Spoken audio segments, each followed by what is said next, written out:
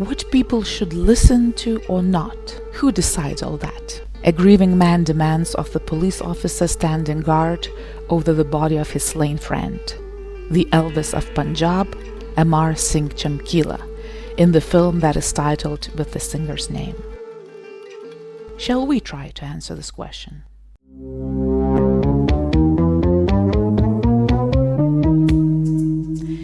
In this episode of Shall We Check It Out, we'll be discussing the most watched Hindi OTT film in India at the start of 2024, Amar Singh Chamkila.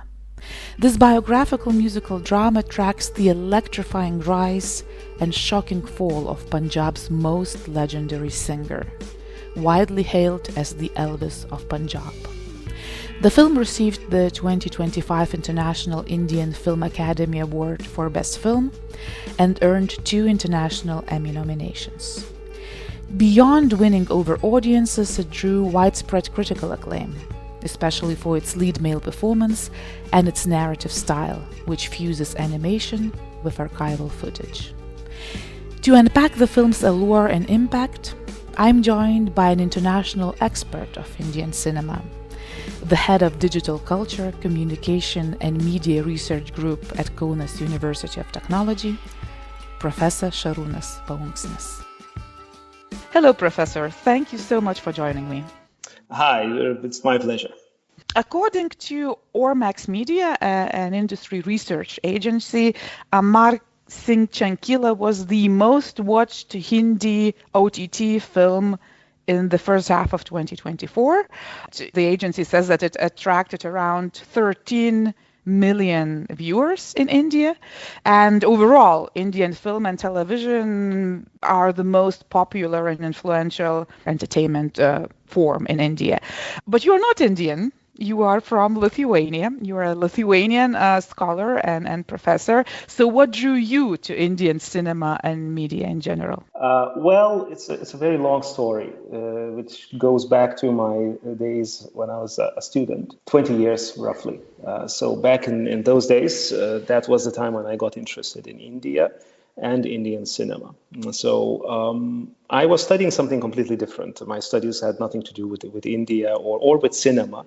But I was living in London at that time, and I was studying at School of Oriental and African Studies. So I was exposed to a lot of people from India, like some of my professors and so on and so forth. So kind of step by step, I got drawn to that culture. And then I traveled to India, had the opportunity to spend quite some time there.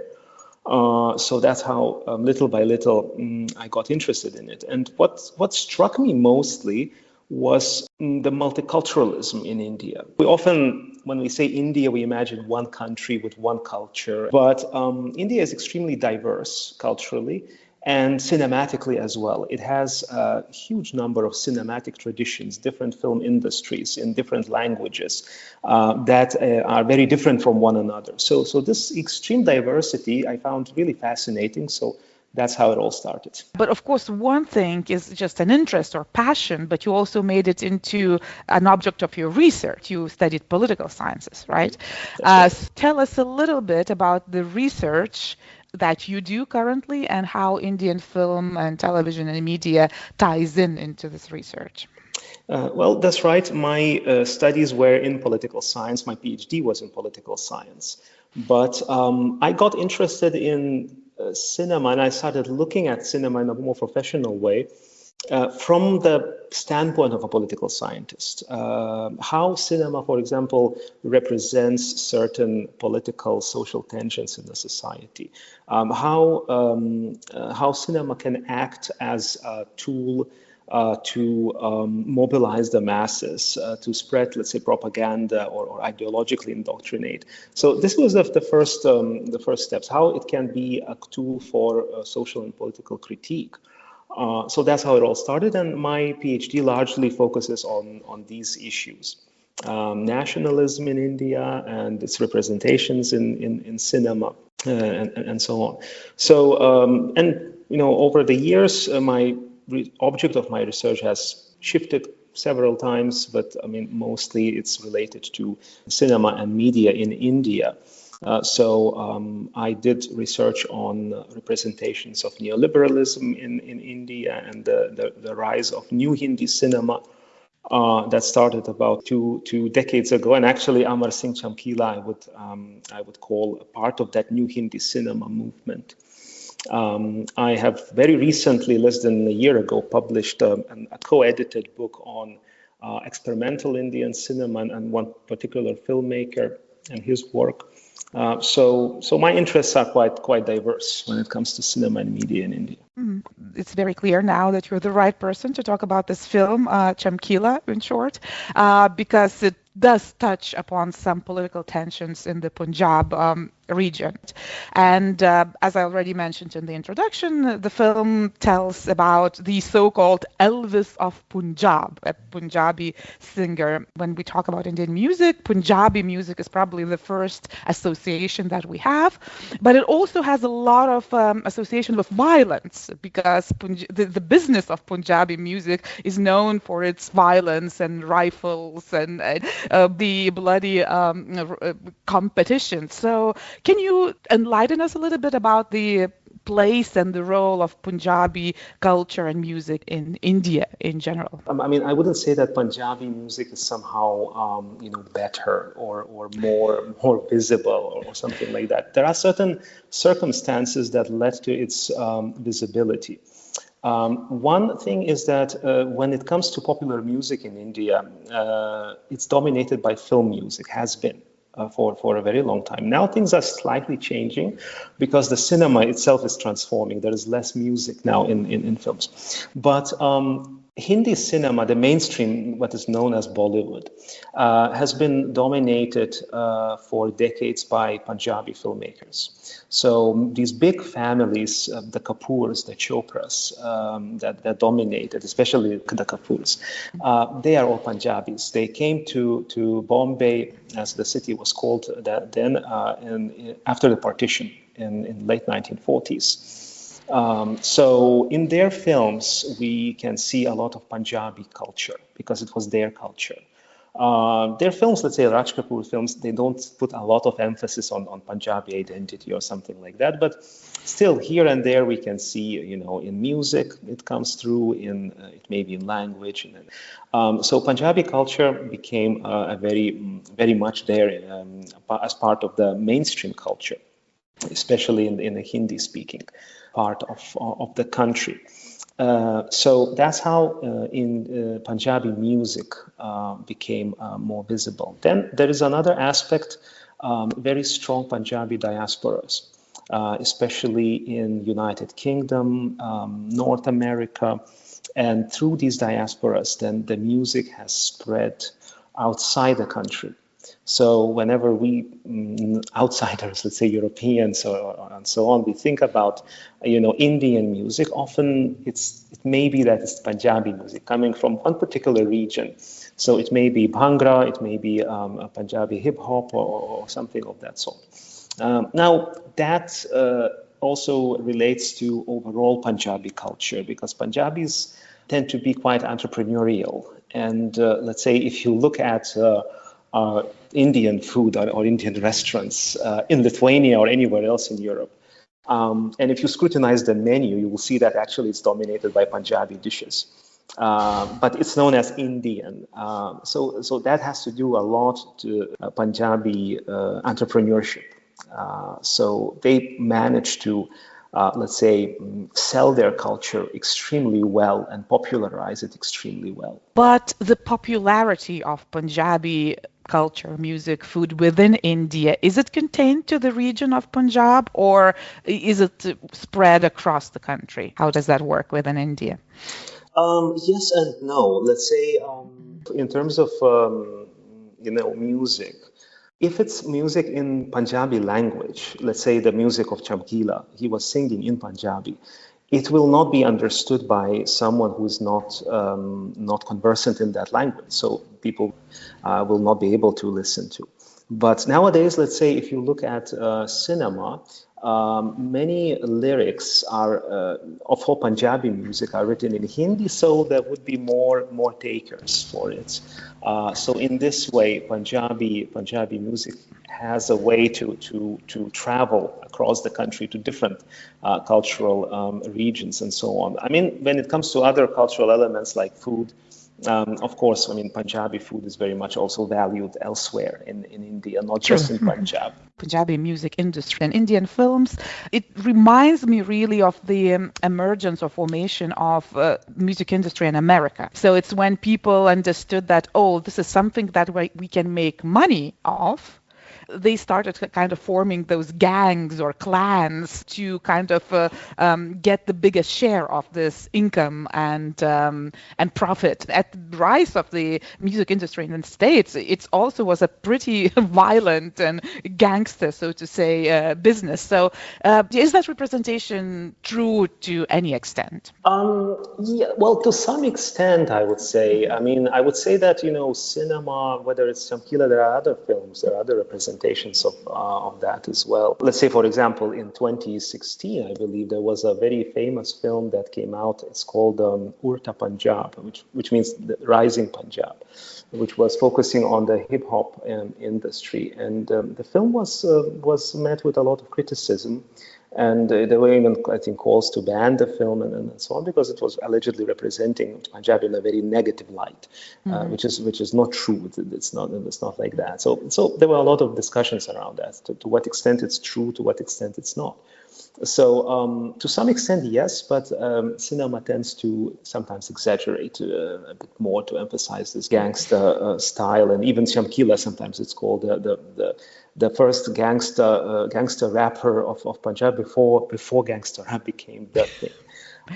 So that element is there, of course, but I wouldn't say that it necessarily represents the whole music industry. You already had watched the film before I reached out to you to arrange this conversation. So how did you discover that film? Do you just monitor what's going on in Indian cinema and you watched it because it's a critically acclaimed movie, very, very popular, or is there any other path that led you to the film? Several reasons. I mean, yes, as you say, I do monitor what's going on, and I follow very much what's happening in Hindi film industry and Bengali film industry. These are two industries that I follow quite closely. But more than that, I was drawn by the fact that it's directed by Imtiaz Ali, and he's a famous filmmaker, and I believe that outside, Punjabi-speaking communities, that's my guess. Many viewers may have been drawn to this film because of the director, because he's a very famous filmmaker. He works in the mainstream industry, and I've seen many of his films, and he's one of the filmmakers whom I admire. So that was the first thing that caught my attention. And then the second thing would be that the music was arranged and some of the songs composed by A.R. Rahman. Usually the films where he works as a music composer tend to have an extremely good soundtrack and good music.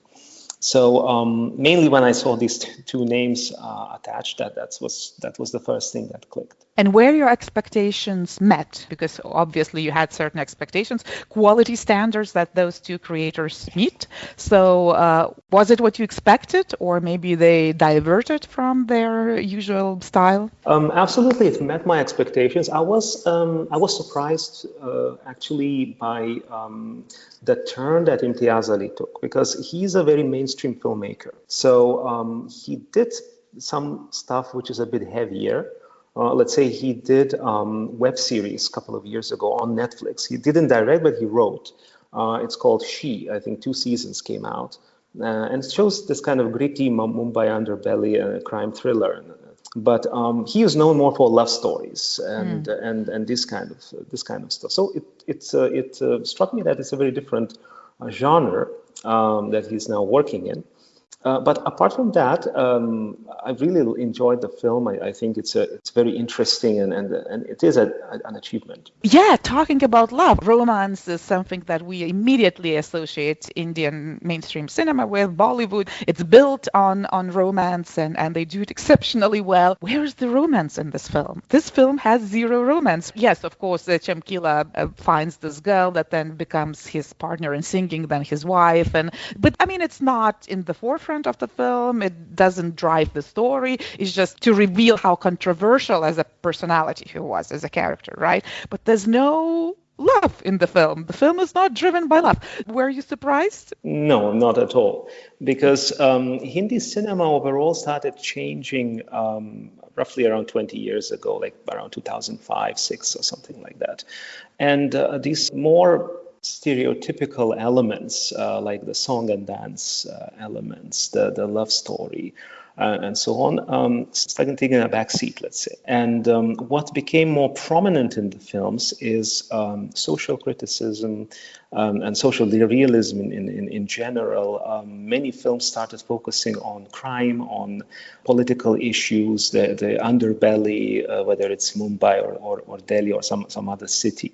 Some rural issues, rural problems, violence, social tensions, and so on and so forth. So past 20 years, romance is no longer an unnecessary ingredient in mainstream Hindi film. Yeah. I need to update my knowledge of Hindi films.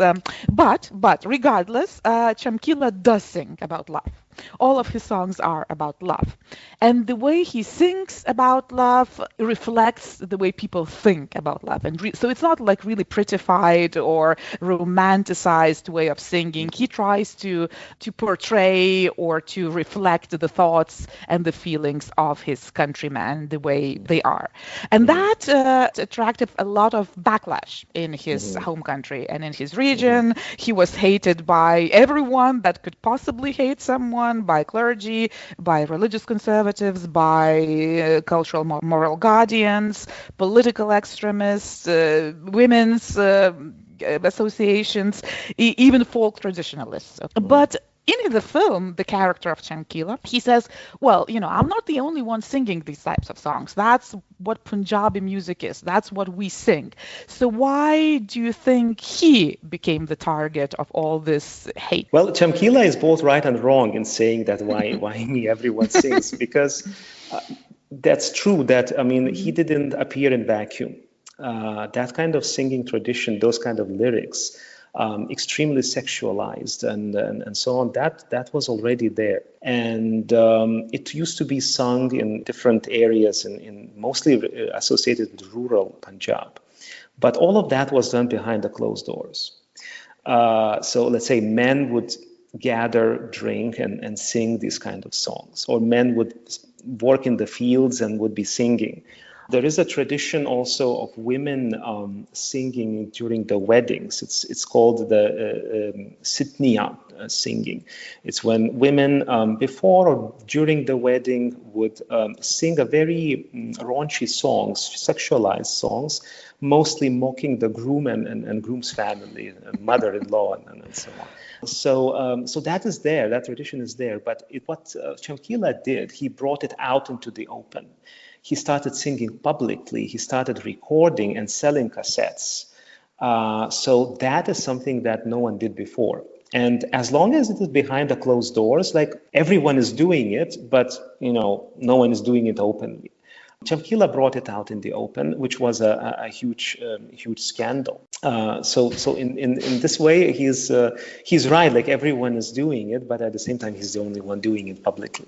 There's like an elderly woman, like a background character in the film, where she says, "Well, he sings what we all think. I can see nothing wrong with that." What you're telling me really sheds a lot of light on the film, because there's like towards the end of the film, there's this huge scene with a lot of women singing a very raunchy, as you say, song, very sexualized about their desires and what they want from a man and all of that kind of thing. And it just came on very unexpectedly. It didn't involve Chamkila. It didn't involve anyone from the story. It was just like these women doing this huge, very interesting, almost, I would say, feminist number. So do you think the film serves as a sort of commentary on the popular culture of India? Do you think they try to show different angles on the tradition? I think yes, but I wouldn't say that it's about India in general. It's more localized. It's more a commentary on Punjabi popular culture. Because, as I said, India is extremely diverse, and what works in this region may be very different elsewhere. But yes, when it comes to Punjab, yes, definitely the film is a very good commentary. In a more broader sense, censorship, that kind of question, and moral policing, etc. Of course, I would say the filmmaker is trying to produce a bigger commentary, which is applicable not only in India but in many other countries. How an artist suffers because of what he or she says, does, performs, the way he or she speaks, sings. So it's a kind of twofold. But yes, he did suffer. That's true. It's very evident. He was assassinated at the end of the film. But when I watched the film, even though many critics and many reviewers say that this film kind of reintroduced Chamkila to the new generation, showed him as a figure that sparks conversation about honesty versus moral policing and all this type of things. But when I watched the film, to me, it was just like a very tragic story of a man who just was a slave to his popularity, very much like Elvis. And Elvis was brilliant, and of course Chamkila was brilliant, but they were not like suffering artists, like, you know, the epoch of romanticism where the artist suffers for his art because the art is more important than the mundane of the world, right?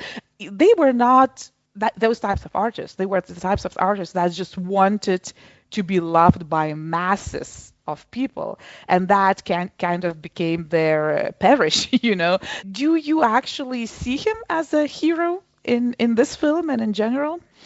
I mean, hero may be a strong word, which I would hesitate to use in this regard. I mean, if we look at the film, definitely Imtiaz Ali constructs him as a hero, as a tragic hero. But I would say, yes, he was a very important figure in Punjabi popular music. And, you know, his political aspects are often more emphasized. I mean, let's say it was not so much emphasized in the film. Let's say the kind of stuff he touched upon. He sang, you know, these sexualized songs, but he sang about alcoholism, about sexual abuse, and that was there in the society, and he did expose certain ills of the society. He, of course, exploited that, and it's not like he made people conscious of these things that people would start fighting against these problems. He kind of fetishized them as well in his songs, we can say that. One thing that is not there in the film, briefly mentioned, is his identity.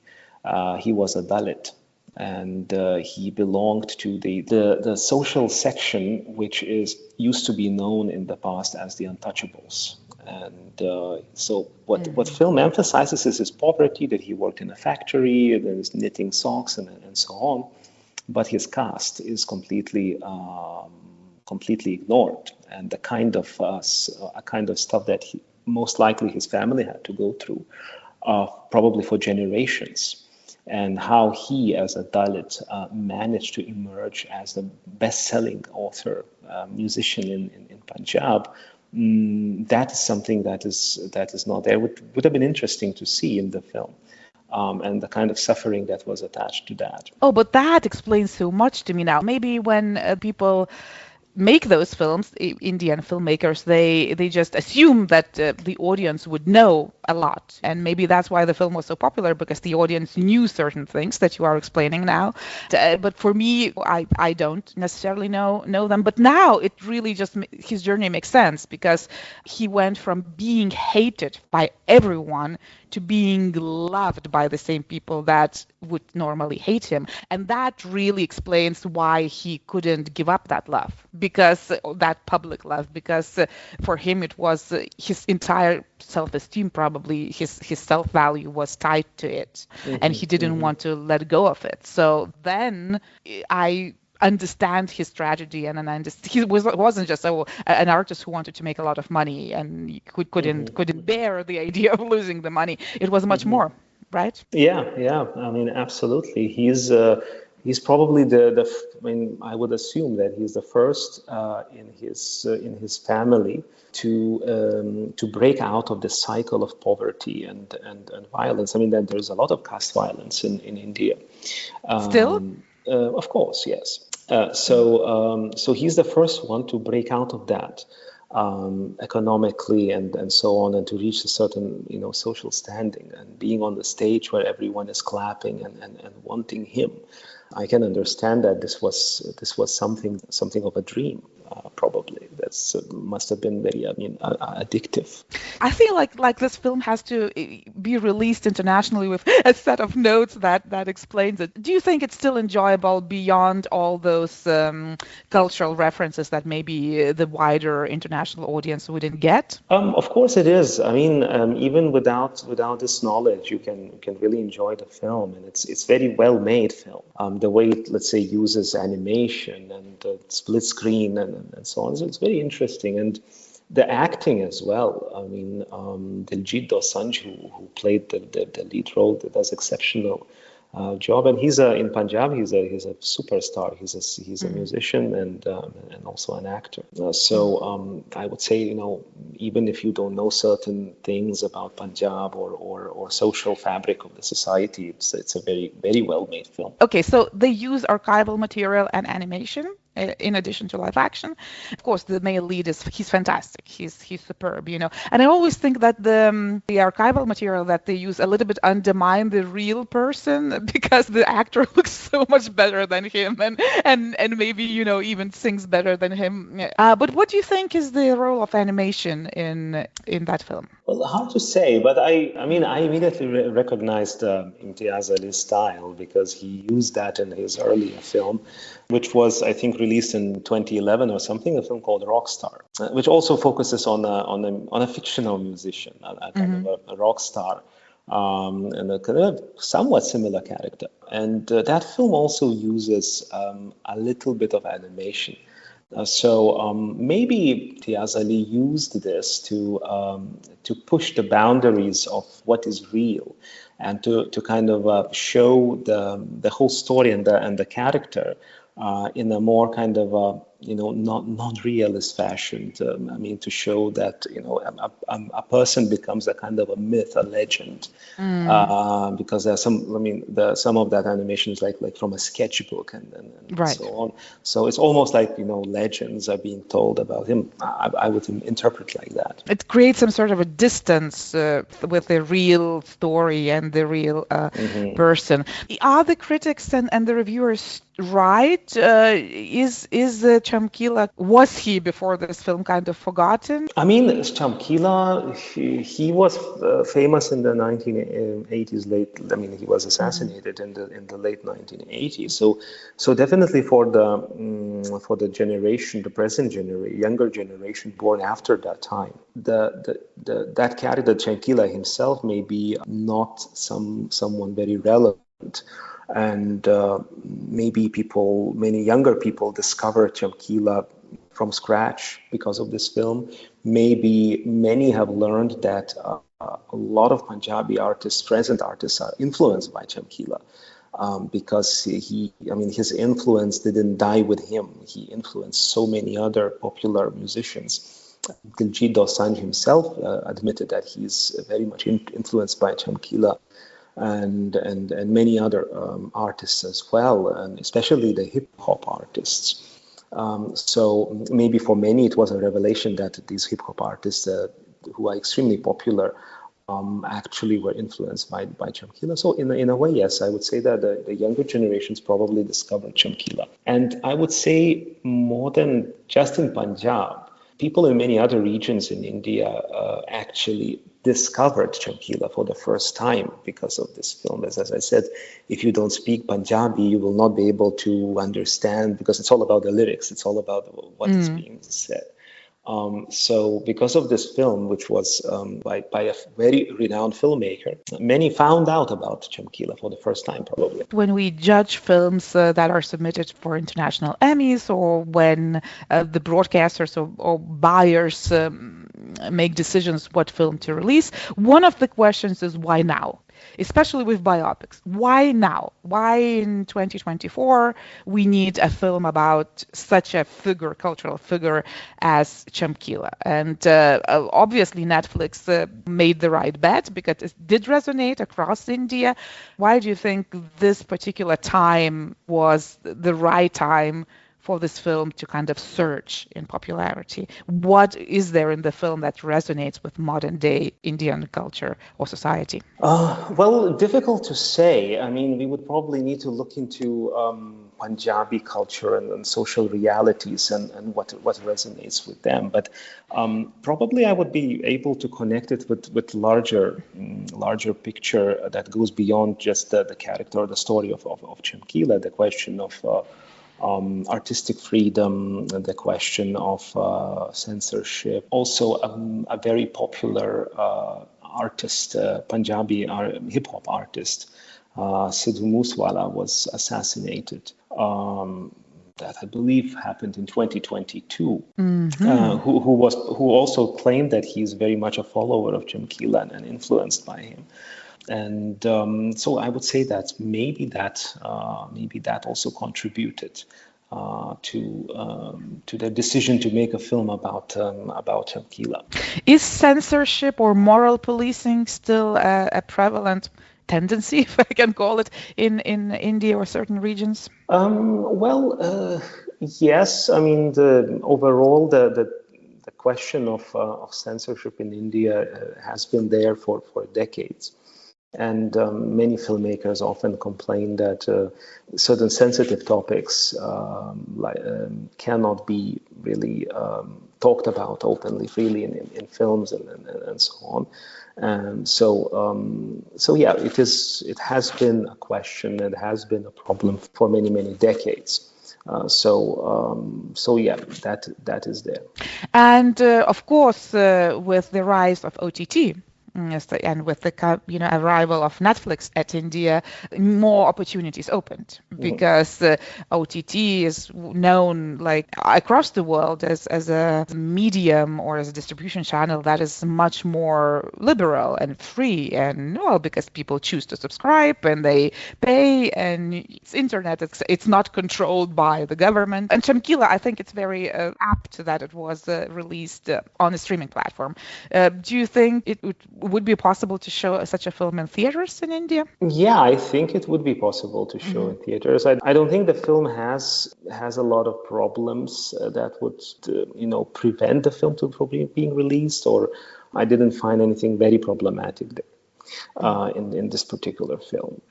But I would say that maybe Imtiaz Ali decided on the OTT release because in India, some people would have gone to the cinemas because of his name. He's a famous filmmaker, as I said. Maybe Diljit Dosanjh, the lead actor, would have attracted some. Of course, Punjab would have been, the cinema halls in Punjab would have been packed. Maybe Delhi, where the large Punjabi community lives. But OTT means that you can capture the diasporas, the Punjabi diasporas, which are very, very strong in Europe, North America, and elsewhere. So maybe he was cautious because outside Punjabi linguistic milieu, Chamkila is not that well known. And that also explains why it was nominated for a few awards, but it's the one that he receives with the International Indian Film Academy Award, and that's the award that is largely decided by public vote and especially by Indian diasporas, right? So that's probably the only award where Indian diasporas that do not live in India actually have a say in what films they actually like, and they decide what actors can get an award, and I think it's a big deal for them So for them to see that film, probably OTT is the best channel to give them access to that. But as I said, internationally it was recognized. It got a lot of nominations, but it wasn't awarded any awards.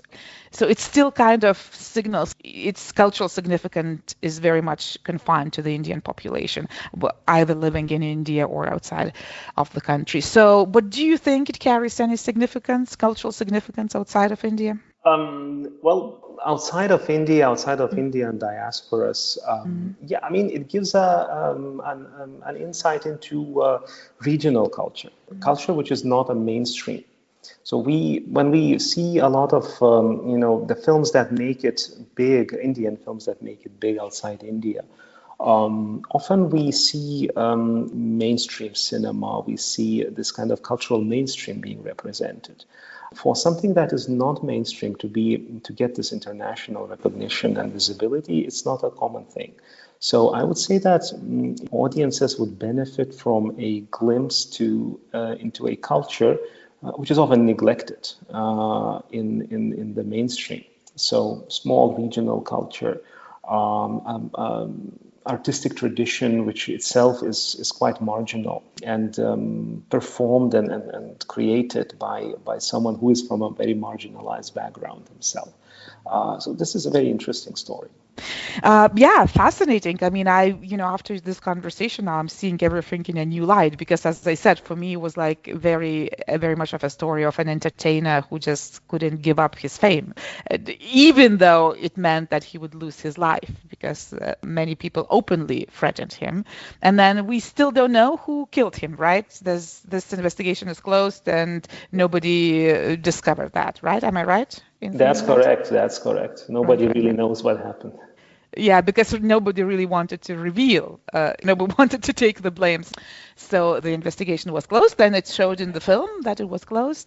Another thing that I personally really related to, and I think anyone from any culture can relate to, is why Chamkila caused so much backlash. Because the filmmakers very cleverly show that many of the people who actually openly disparage Chamkila and say like that he's very morally corrupt and he's ruining our society and all of that, they actually listen to his music. They have the cassettes, his tapes in their, I don't know, glove compartment in a car, or maybe they play this music in their private parties. So they actually are, the censorship is not really about doing the right for society. It's about kind of fighting your own shame. And I think that was really very clearly shown that Chamkila, exposed the side of these people that they themselves didn't like in themselves. Exactly. He exposed a duplicity in the society. That you show your face, one kind of face in the public, but you hide something else from the public. So that was very clearly shown, and I liked, let's say, the character of the police officer, who is very, very kind of moralistic, and then so on. And in the end, he opens up his glove compartment, and we see that those cassettes there. But he's the only one that has an arc where he comes to his son doing homework and actually listening to Chamkila, and then the son tries to switch off the music, and when he hears that his father is coming into his room, and the father says it's okay, you don't, so he actually has an arc, whereas all those other people that caused Chamkila's death didn't, and that's, I think that's incredibly sad that people, instead of accepting themselves, they choose to hurt others and themselves together. So to me, it's a very sad film, actually. I know it's supposed to be an entertainment film because it has the colors are beautiful, the cinematography is beautiful, the music is fun, especially when you read the subtitles and the lyrics. But very sad at the end. Was it your impression? Absolutely. It's this is not. I wouldn't call this film a mainstream entertainer or anything like that. It is a very, very sad film in the end. I mean, it starts with the assassination, and then just kind of the whole thing is about remembering, and then so yeah. I mean, but as I said, that this film, I would say that it's part of this new Hindi cinema. which is often focuses on very dark side of society and very dark side of contemporary India. So many films actually that belong to this new Hindi cinema are quite similar to this one. So, and at the end of the film, there's this very sad lyrical song, which says, "This is goodbye," basically. Is it Chamkila's song? Do you know, or is it like written by the composer for the film? I'm not 100% sure. I think that one is not by Chamkila. It may be composed by A.R. Rahman, but I'm not 100% sure. Oh yeah, because it's a beautiful track, and you can feel it's very different to everything else we've heard up to that point in the film. It's like a commentary, because the film is so much about music, and it tells the story through music, and this is like a commentary of everything we've seen. So it does kind of presuppose that it's a sad film. It's not supposed to be a very happy film, and it's not a very happy ending. Well, of course, it's not a very happy ending because a person was killed, but also, his legacy is still very controversial. There's a doubt that a lesson was learned in that track, I think. So many layers to unpack, and really thank you for doing this with me. Now I came to appreciate the film even more.